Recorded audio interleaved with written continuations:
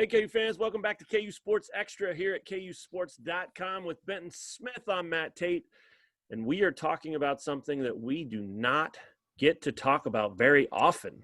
Sure, Kansas loses games, but they do not lose three in a row very often, and thanks to a 75-68 loss at Oklahoma today, that is exactly where this Kansas team sits. Losers of three in a row, and quite frankly, reeling a little bit. I don't think it's total panic or chaos or freak out mode in that locker room, but Benton, the post-game presser took a little longer than normal.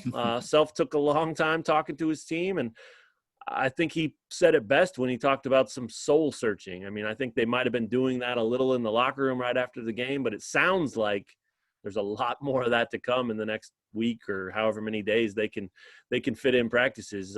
Your first take from this game and just where KU's at right now. Yeah, for a second there, when we were waiting for that press conference to start, I thought maybe we were just all on the wrong Zoom link. Yeah, because possible. we were just sitting there for like 40 minutes waiting for them Yeah, to come out. But I mean, that's also that wasn't that unexpected, I didn't think, just because of where the team is right now. And you mentioned the losing streak, and I don't know, it's probably amplified because of that weird I mean, you could kind of put an asterisk on it, right? Because they were supposed to play Iowa State last Saturday, and they would have beat Iowa State, and this right. wouldn't be a 3-game losing streak. But that's the way the schedule went, and now they have lost 3 in a row. And I think that just amplifies everything when you're a renowned, like, blue blood type of program. Anytime that you lose more than 2 in a row, people will kind of start freaking out. And I don't know. My biggest takeaway watching this game is that, I mean, this team is just like, it's not a typical elite KU team. Like, Marcus Garrett is a senior, and he's played on 2 like all-time really good KU teams, right? Yeah. I mean, he played not a huge role, but he was on that team that went to the Final Four with Devontae Graham and Spee and Malik Newman. And then last year he was on a very good team that could have won it all. And Right. I think a lot of people were picking to win it all. But this is just not that type of team this season. And I don't know. I do think that and Self talked about it afterwards, there are tweaks they can make. It was really interesting that he's talking about, just looking at totally different lineups, maybe and so this team could look very different when they roll out against TCU on Thursday. Sure. Well, what did he say, right? He said, just something to stir it up. He said, Yeah. I think he said the exact words were, we got to get our mojo back. And I think all the fans that are paying attention to this thing and also probably hurting from it is that they can relate to that. That's what this team seems to be missing right now, is just a little bit of that belief that, hey, we're Kansas and you're not. And the thing that's crazy about it, these 3 games, right, they maybe should have won the Oklahoma State game with that comeback they had, and they got up late, and that was a terrific second half or last 10 minutes that they played. And then the Baylor game, we wrote plenty about that in the last couple of days, but they were in that game more so than it looked like in the first 10 minutes of the game, right? And had it down to 5 and didn't just get rocked. And today, same thing. I mean, they didn't get rocked. So it's not like they're getting their faces beat in or anything like that. I mean, they're losing tough games to good teams. And so I think that's where the panic line is drawn, right? There's not as much reason to panic, but yeah, stir things up, get your mojo back. All that is probably very fair. And I think what's crazy about it is you look at today, right? One of the things that this team has really wanted to focus on is getting off to a faster start. Well, offensively today, they did that. They got out and scored quick and had some shots fall, and that's a positive thing, right? Self talked this week about wanting Marcus Garrett to shoot the ball more. He did shoot the ball more, and he led him with 21 points. So even while they're fixing things, those fixes aren't exactly solving things. And I think that's kind of the conundrum that this team is in. It just shows you how many things they have to fix, because they did fix 2 of them today, and it didn't lead to victory. Yeah, and I mean, this game, not I feel like they keep coming back to, they're not making enough defensive plays. And that definitely was the case down the stretch in the second half. And that's why they ended up playing 5 guards, because that put them in, the best position to defend OU's lineup and, make switches on ball screens and all that stuff. So I don't know. I don't think we should overlook that, McCormick did miss some pretty easy shots inside, and that kind of, that hurts KU too. I mean, that wasn't the difference in the game, but the offense could have been, a lot better if he had been able to stay on the floor and just been able to finish inside. And, that's been part of the season too, kind of the up and down play of McCormick. And that's probably a lot of what they'll try to figure out. I mean, does it make sense to always open the game playing through McCormick, or can you find other ways to be more productive? So I'm interested to see how that plays out in the next few weeks. Yeah, I agree with you. And I thought you nailed it when you said that a lot of this is defensive. Marcus Garrett in this post-game press conference said that's where it's got to start. We've all got to lock in defensively. And Self said about today's game, I mean, he said what this came down to was, can you guard your man? And KU couldn't late, and Oklahoma made him pay for it. So it does seem like this is a team that, has enough offensively on any given night that the focus probably moving forward should be on what can they do defensively to fix this thing. And they tried everything today. I mean, they went with the 5 guards. They played a little zone. I mean, they are trying to throw different things out there and see what gives or what sticks, I guess. And today it was kind of like the season, up and down. They've had some good moments and some bad ones. So anything else stand out to you individually about anybody today? I mean, obviously Ochai and Christian Brown coming off a 9 of 13 3-point shooting performance at Baylor, and then neither one of them played very well today, couldn't get anything going offensively, and that obviously hurt KU. I mean, Brown had 2 points and didn't make a shot.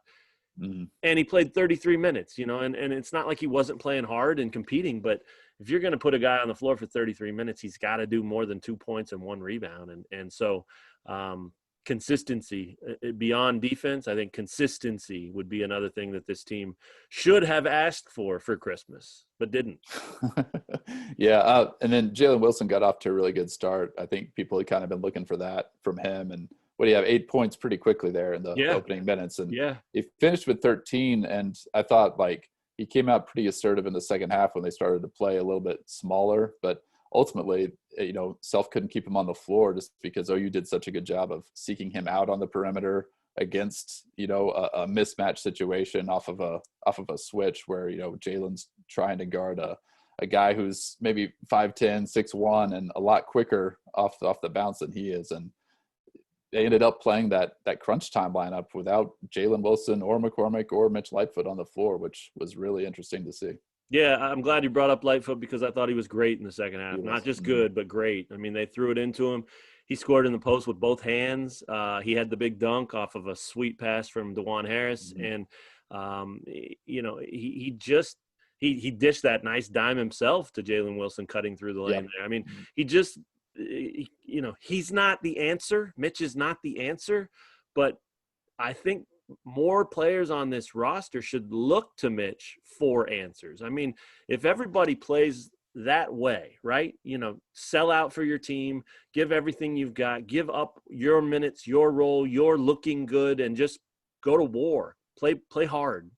That's been Mitch Lightfoot throughout his time at Kansas, and that's what he did today. And he's a factor, I mean, again, he's not the fix because he's not 7 foot, 250 pounds. If he was, he'd be an All-American. I mean, with that mentality. So I think that, again, he's not the answer, but I think guys can learn a lot from him on how to play, how to prepare, how to compete. And, again, the sky is falling when KU loses 2 or 3 in a row. It happens all the time. That's even a cliche now, right? I mean, every time this happens, people do freak out and start looking at every single thing. But I think that point that I made earlier about these are 3 losses that were competitive games to tournament teams. It's probably not the end of the world. And it's just more than we've ever seen. There is a longer list of things they need to fix. So they've got a few days to do that before their next game, now that TCU game got moved from Tuesday to Thursday. So it'll be back to the drawing board, back to practice, back to who knows, this might be one of those weeks where they practice and they don't even use a ball for one of the practices. They just compete and they just grind and they just show some toughness and things that Self wants to see, because that will be how this team gets its mojo back. And I think they probably still can. There's enough talent there, but yeah, I mean, as Self said, the idea of a storybook season, not there anymore. You know, the storybook seasons don't have 4-4 conference starts. You know, this is the worst they've started in conference play since the 87-88 season. So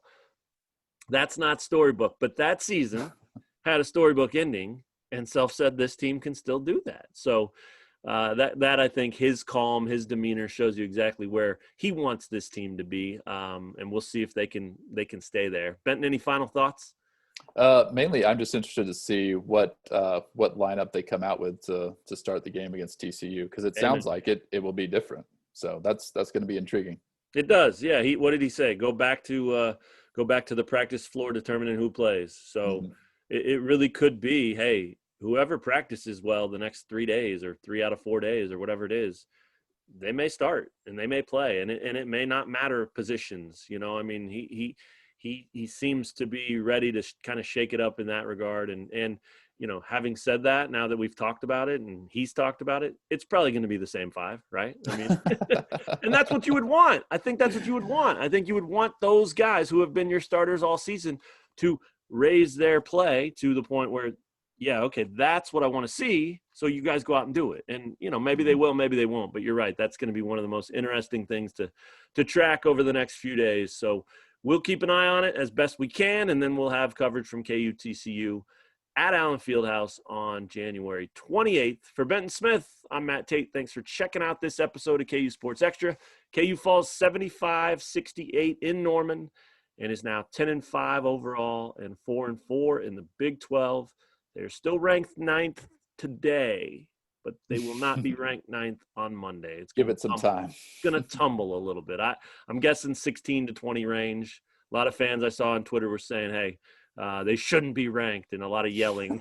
But falling out from 9 is a pretty hard fall, especially when one of those losses is to the number 2 team in the country. On the road. I don't see that happening, but they will take a tumble, and it'll be interesting to see if that does anything to their psyche. So thanks for checking out KU Sports Extra. We'll talk to you guys again real soon.